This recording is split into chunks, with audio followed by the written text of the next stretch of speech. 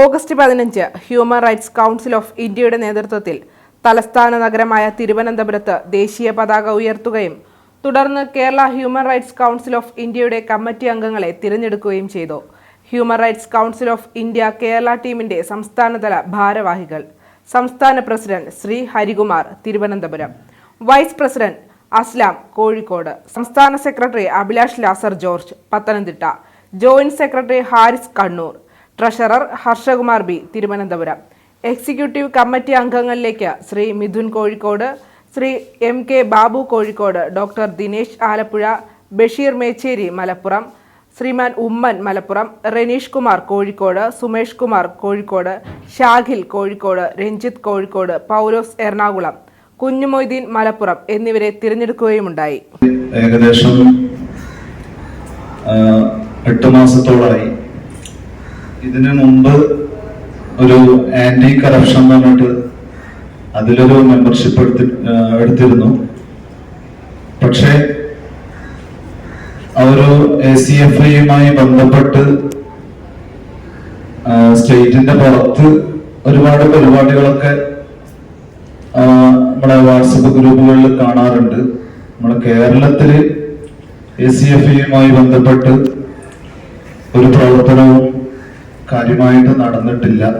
അതുപോലെ തന്നെ കേരളത്തില് അതിന്റെ ഒരു ഗ്രൂപ്പൊന്നും ക്രിയേറ്റ് ചെയ്തിട്ടില്ല. പക്ഷേ നമ്മുടെ HRC ഈ ഒരു ഹ്യൂമൻ റൈറ്റ്സ് സംഘടന ഒരു ഗ്രൂപ്പൊക്കെ ക്രിയേറ്റ് ചെയ്ത് നല്ല എല്ലാവരും വളരെ ആവേശത്തോടു കൂടി തന്നെയാണ് ഇതിനെ മുന്നോട്ട് കൊണ്ടുപോകാൻ മെമ്പർമാരും ഇതിന്റെ നേതാക്കളൊക്കെ ശ്രമിച്ചുകൊണ്ടിരിക്കുന്നത്. അപ്പൊ എന്തായാലും നമുക്കെല്ലാവർക്കും ഒന്നിച്ച് മുന്നേറാൻ വേണ്ടി സാധിക്കണം.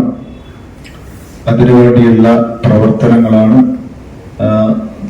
നാം അങ്ങോട്ട് ചെയ്യേണ്ടത്. അതില് അസ്ലം സാറൊക്കെ പറഞ്ഞതുപോലെ തന്നെ എഡ്യൂക്കേഷൻ തന്നെയാണ് എനിക്കും കൂടുതലായി നമ്മള് ബന്ധപ്പെടേണ്ട കാര്യമായി തോന്നുന്നത്. എഡ്യൂക്കേഷനുമായി ബന്ധപ്പെട്ടിട്ടുള്ള കാര്യം തന്നെയാണ്. അതുപോലെ നമ്മുടെ യുവ സമൂഹം അഭിമുഖീകരിക്കുന്ന ലഹരി എന്ന് പറയുന്ന വലിയ പ്രശ്നം, ഒരു മാരക വിപത്ത്, അതുമായി ബന്ധപ്പെട്ട് അതിനെ നിർമ്മാർജ്ജനം ചെയ്യാൻ വേണ്ടിയുള്ള പ്രവർത്തനങ്ങളും നമ്മൾ ആസൂത്രണം ചെയ്യേണ്ടതായുണ്ട്. ബാക്കിയുള്ള എല്ലാ കാര്യങ്ങളും നമുക്ക് ചർച്ചകളിലൂടെ കൊണ്ടുവരാൻ വേണ്ടി സാധിക്കണം.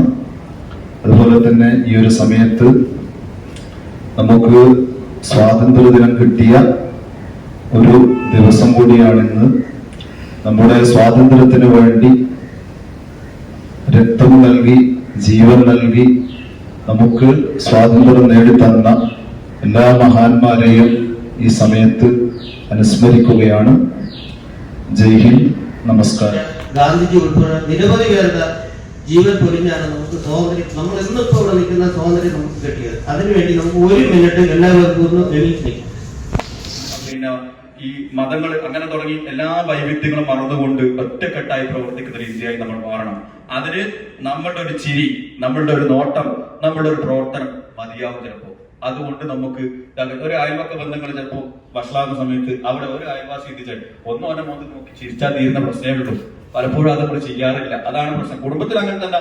അപ്പൊ ഈ ഒരു പ്രശ്നം നമ്മൾ എല്ലാവരും കൂടി സീപ്ലി ആയി ഹാൻഡിൽ ചെയ്ത് എല്ലാം പരിഹരിക്കാൻ കഴിയും. നമുക്ക് എല്ലാ മേഖലയിലും നമ്മൾ ഇടപെട്ട് ശ്രമിക്കണം. അതിന് നമുക്ക് ഈ ഒരു അവസരം ഉപയോഗപ്പെടുത്താൻ കഴിയട്ടെ എന്ന് ആശംസിച്ചുകൊണ്ട് എല്ലാ ഭാവഗുണങ്ങളും ഈ HRCയുടെ ഈ ഒരു വേദിയിൽ നിങ്ങൾക്ക് നേർന്നുകൊണ്ട് ഞാൻ എന്റെ വാക്കുകൾ ഉപസംഹരിക്കുകയാണ്. ജയ് ഹിന്ദ്.